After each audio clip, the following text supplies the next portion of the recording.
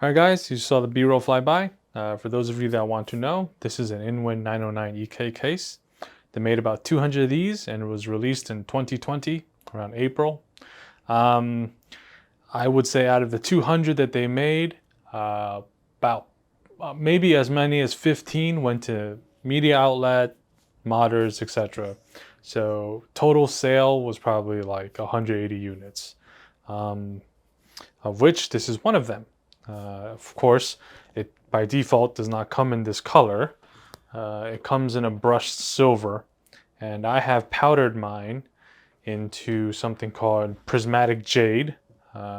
Prism, prismatic shadow jade. It has a very nice flake in there, just can't see it without daylight, and the light kind of has hit it at a certain angle.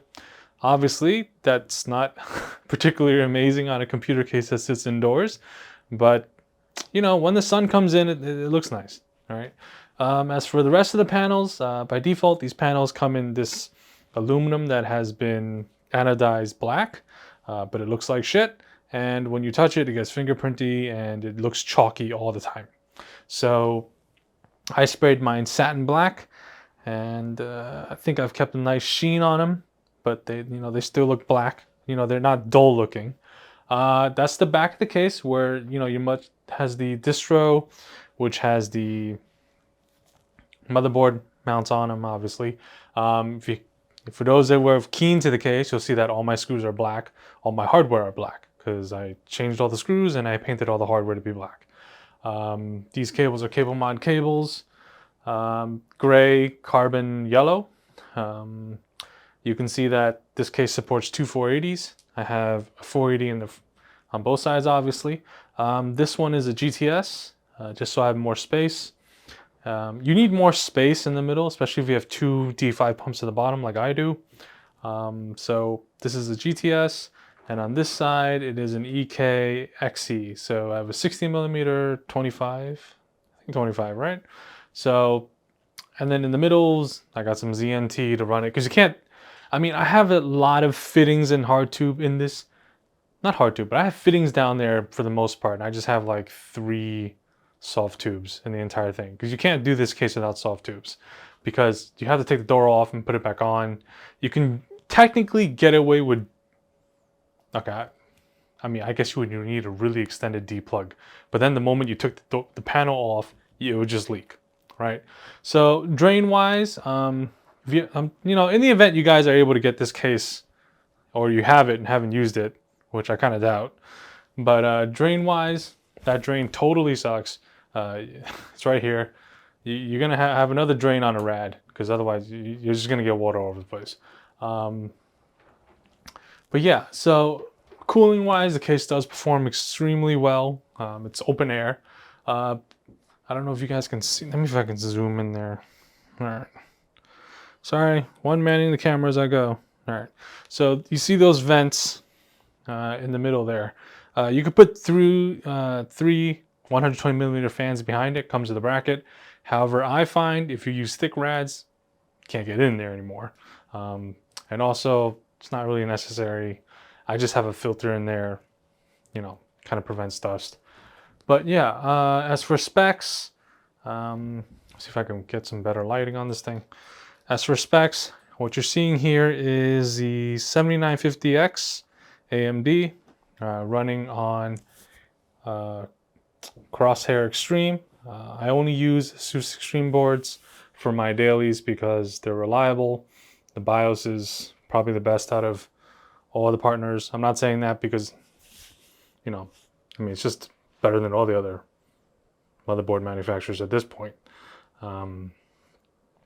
But yeah, nothing but NVMe's. I think it's about 10 terabytes worth. I believe it's 10 terabytes worth. And then 2 G.Skill 32 gigabyte DIMMs. Not the most amazing DIMMs in the world. I don't need them to be the most amazing DIMMs in the world. And you're seeing there is an AM5 mounted AM4 magnitude. So if you have an AM4 block from EK and you can't mount it to the bracket on the AM5 boards, they do sell adapter kits. And for the magnitude as well, they have the standoffs that you can use instead. And as we go up, that is the 4090 Founders Edition on the acetal block, no active backplate, simply because you don't need an active backplate. There's no memory chips on the back. Now, can that improve core temps? Possibly, by like 1 to 2 degrees maybe. But for me, I didn't see the need to put a heavier block in there, you know, for 1 to 2 degrees on a maybe. So that's why. And I don't like that big chunky look in there anyway. I'd rather have it be longer. So, but FE cards are short. It is what it is. For those wondering, in terms of the water loop as well, I have, like I've said, 2 D5s. That's all connected to the 2 480s, which is also connected to a high flow sensor in there for my flow meter. That is the only flow meter I trust, is the Aqua Computer High Flow. All that goes to an Aquero. Sorry, not an Aquero, an Octo. I'm using an Octo in there, even though I could just use a Quadro. And if you're wondering where that wire is I am adapting it to an external USB in the back, and that is where my Aqua Computer is being plugged into. For those wondering about the front panels for this case, it is covered by my logo. It's at the bottom. If I can just focus onto there. See that logo there? Yeah, that's where the front panel originally is. INWIN, they kind of had INWIN reuse front panels from other cases, so the cables aren't even long enough to reach the top of the motherboard. Small oversight. Honestly, it's stupid. I don't think you would ever use USB ports there. I just blocked it off. As for the power button, I have to create another wire. I've done that before. If you want to create a clean power button in this case, what you need to do is, well, what I did was I just made a new power wire button, just the wires to the button, but I ran it behind the back of the motherboard shield and then ran that down with the A pin. And then that's how I got it to the button previously. I'm gonna have to redo that at some point.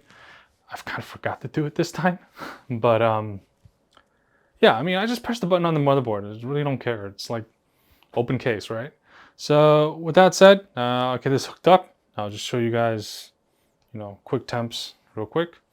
And yeah. All right, guys, so I got it hooked up now. This is actually, I've tested this board and set up on an AIO, so I know the board works and everything works. You should always make sure to test your GPUs and everything work before you put it into a loop and into a computer, because then you're gonna have a very hard time troubleshooting. So this is just all stock. I'm running the latest, I think the latest BIOS on this Corsair Extreme. On the latest, some of the latest Asus BIOSes, they've restricted it, I think the thermal management down to like below 90 rather than 95, which is the AMD design. As you can see, I'm pretty much averaging like 5.1, 5.2 all core running Cinebench. My water temperature right now is at 24.2. The thing with the AMD chips is, yes, the temperature, it's by design to go to a very high temperature and then scale as high as possible within that, temperature range.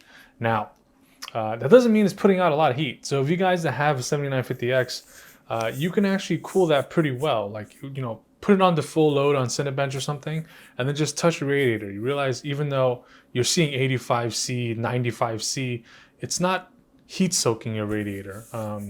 So it's pretty manageable.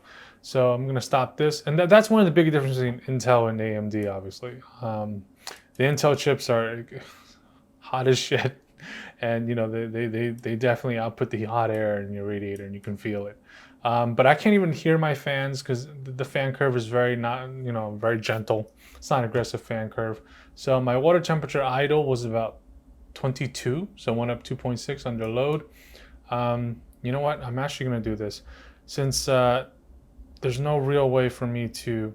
You know what? I'm going to start this. I'm going to start Cinebench again.